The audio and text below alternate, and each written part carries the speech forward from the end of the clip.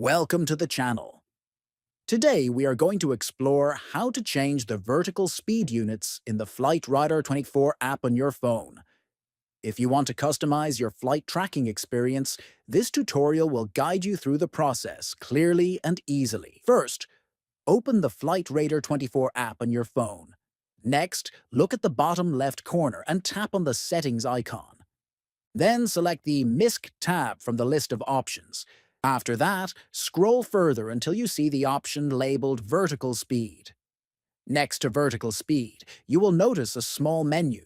Tap on this menu to see the available unit options. You can choose between feet per minute or meters per second, depending on your preference. Finally, select the unit you want, and the app will immediately apply the changes.